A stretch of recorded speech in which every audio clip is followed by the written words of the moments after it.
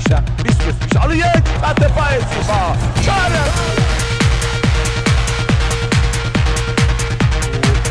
هادی نوروزی که سوار رضایت اضافه شده زرباز شد.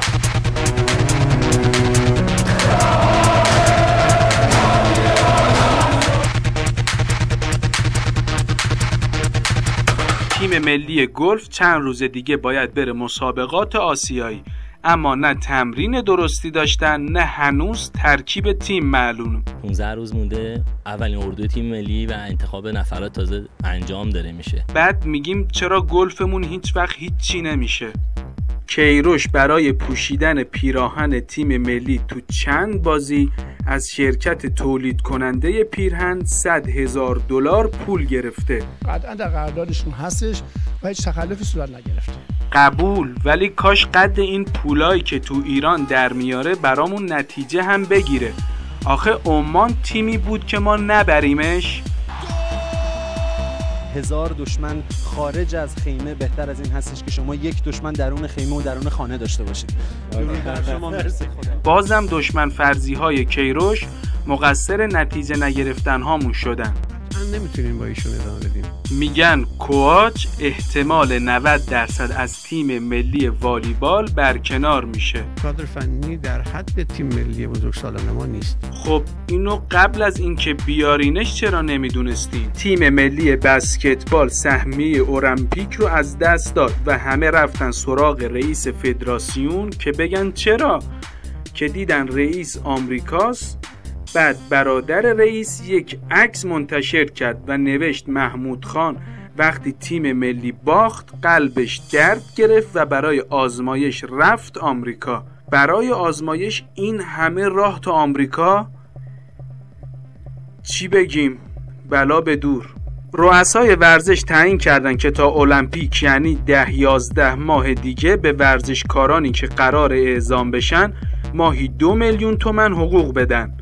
زندگیشون دچار آسیب نشه و دغدغه ذهنی برای تأمین معاش برای خودشون و خانوادهشون نداشته باشه. تأمین معاش خودش و خانوادهش با ماهی 2 میلیون، ورزشکار فقط ماهی 1 میلیون پول مکملهاشه. بازیکنان استقلال ماجراهایی دارن برای خودشون. ریوالدو رو که آوردن بعد نخواستن چند $10,000 بهش دادن و رفت. مگویان که مثلا مظلومه اما میگن مظلومی نمیخوادش و قرار جدا بشه. جاسم کرار که رفته کشورش و میگه تا پول و خونه فراهم نشه نمیام. ترویچ هم که کلا 90 دقیقه برای استقلال بازی نکرده. این بازیکن‌ها تا اینجا کمک زیادی به استقلال نکردن ولی حدود $1 میلیون پول قرارداداشونه. چجوری انتخابشون میکنید؟ نکنه پای دلال ها وسطه. عیادت از سلطان 3 روز بعد از مرخصی از بیمارستان. 70 سال میشه. خوشبختانه کسالت علی پروین برطرف شده. اگر از آبگوشت دست بکشه البته. منطقه ما این جمعه با تو لب نداریم. ولی تا جمعه قبلش که میخورد. و واکنش به این که میناوند صداشو تقلید کرده بود و ما پخش کردیم. اتفاقا من داشتم برنامه تو دیدم، خودم از خنده دیدم گرفته بودم. بچه خوبیه مهرداد، خیلی بچه خوبی. از اوتیش همیشه برام پیچت عالی بود، دست درد نکنه.